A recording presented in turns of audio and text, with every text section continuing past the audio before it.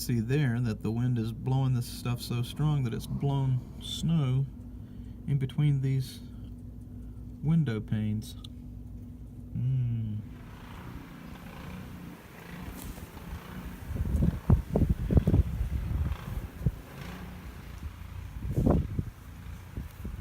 It's like 32 inches.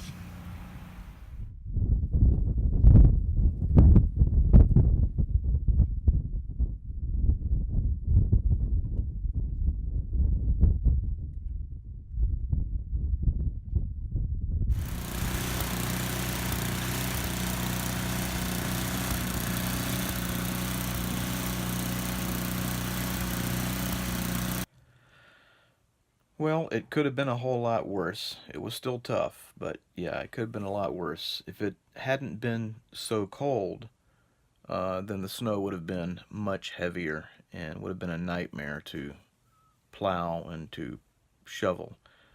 I mean, in fact, if it had been the heavy snow, that would be definite heart attack snow, and there would probably be dead people all over the place from shoveling snow that was way too heavy. But thankfully, by God's kind providence, it's, I don't know, in the 20s with the ripping wind.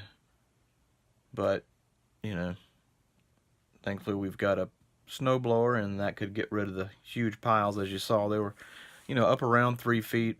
I got that one measurement, it was about 131 to 32 inches. I mean, not 30 feet, inches. And there were other drifts that were actually higher than that. But and it took us a total of 2 hours to clean up all the snow in the driveways and in front of the garage. And it's just a matter of moving snow from one place to another, and then moving that snow to another place, and then possibly recovering up the place that you just cleared out because there's nowhere else to put it.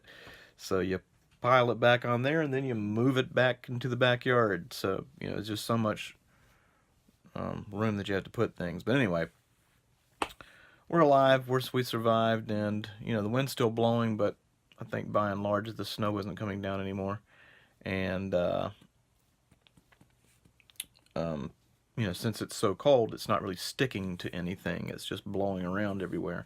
So there was actually places where there was no, you know, little spots, you know, maybe a foot or so wide, where there was no snow, because the wind is blowing so hard. But it would blow all the snow into big piles, and, you know, you got to plow through that or shovel that, and it's just really tough. So anyway, that's the way it was today.